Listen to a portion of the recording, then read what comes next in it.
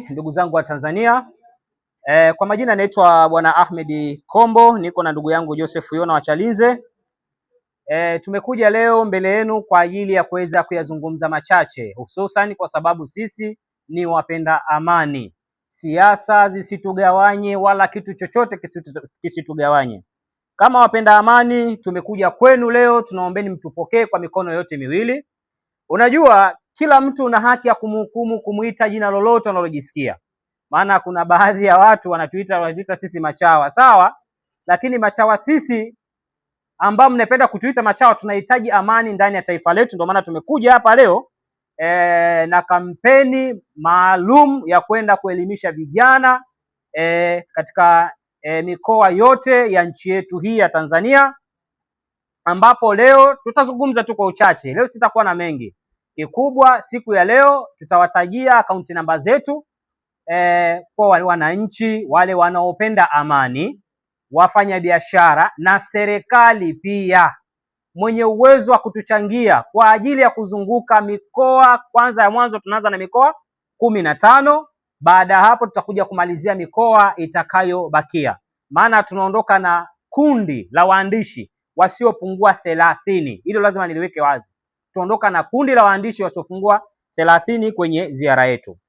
Tunafanya haya kwa sababu tumeona kilichotokea mnamo Oktoba 29 kilikuwa sio kitu cha kiungwana kabisa, kilichofanywa na baadhi ya vijana ambao bahati mbaya wengine inawezekana ni wazalendo, walimezeshwa tu sumu kwa wakataka kuliharibu taifa lao. Sasa sisi tunataka kwenda kushindilia swala la uzalendo, ni jambo muhimu kwenye taifa.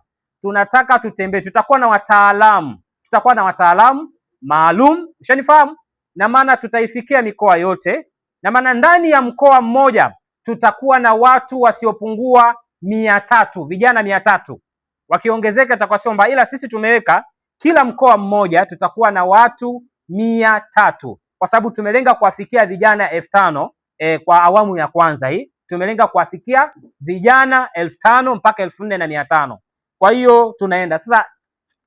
Kuna mengi, na hapa niwaambie tu ndugu zangu wananchi, ni kweli mnawezekana kuna baadhi ya watu wanatubeza. Tusiangalie jinsi wanavyotubeza, tufikirie siku 3 zile tulizokaa ndani mwisho saa 12. Je, zilikuwa ni siku sahihi? Makosa yaliyofanyika kama yaliyojitokeza tusije tukajaribu kuyarejea tena.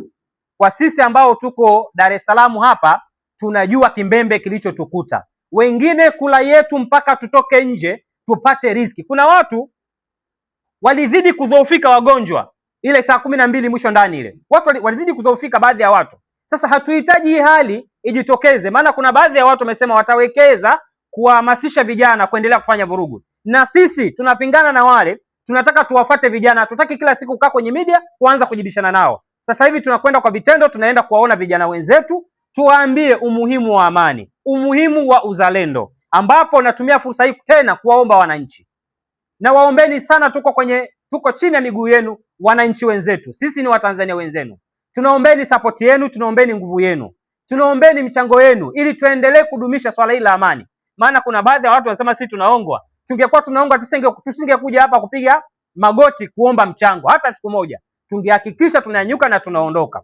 Kwa hiyo na hili tutalifanya kwa uwazi.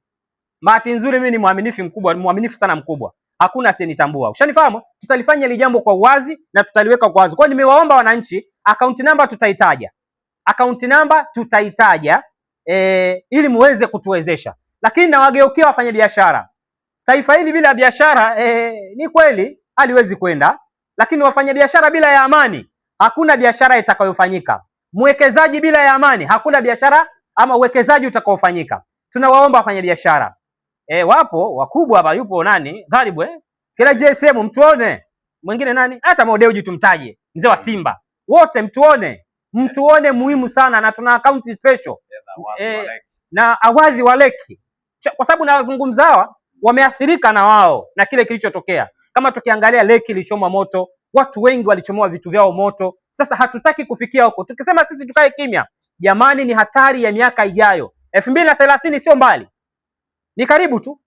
Tuombee yajitokeze tena, lakini na sisi tunataka tupambane sasa hivi kuhakikisha vijana hawatajitokeza, kwa sababu kila mkoa vijana 300, sio vijana wadogo, na maana wao watakwenda kuwakilisha wenzao na tutakuwa tunafanya utaratibu wa kurudi mara kwa mara. Kwa hiyo ndugu yetu JSM tunakuomba, Ghalib anaitwa Saidi Muhammad, ushanifahamu tunakuomba.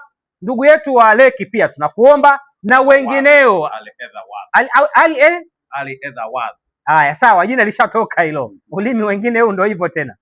Tunaombeni mchango wenu jamani, mtusaidie tuweze kuelimisha vijana. Vijana wengi inawezekana wanawalaumu viongozi wa serikali ni kwa sababu uelewa ni mdogo, na kundi la watu la upotoshaji limekuwa na nguvu kwa sababu kuna watu wanawekeza.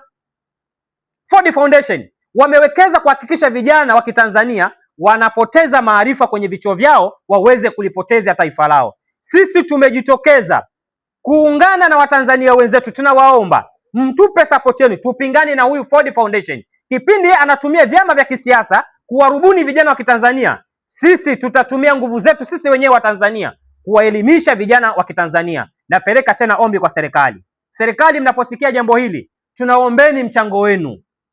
Wafanyabiashara, mnaposikia jambo hili, wawekezaji wakubwa, tunaomba mchango wenu. Namtaja rafiki yangu mmoja hivi anaitwa Alim wa Property International. Pia tunakuomba, huyu lazima nimtaje. Ni rafiki yangu wa karibu sana. Kina Skaba siku na wengine Kigamboni kule. Ushanifahamu? Kwa tunaombeni mchango wenu. Mimi hapa moja kwa moja nitataja account number au nitaionyesha. Hii ni ya NMB. Hii account inasoma Joseph Yona and Kombo. Kwa sababu sisi hatuna taasisi. Tunakuja katika uhalisia. Hatuna taasisi, harakati zetu tumekuwa tukizifanya sisi wenyewe. Account number yetu inasoma Joseph Yona and Ahmed. Ushanifahamu? Hapa inasema 245100656664. Nitawapa waandishi. Kwa tunaomba support yenu leo. Hatutaki maswali ya kisiasa.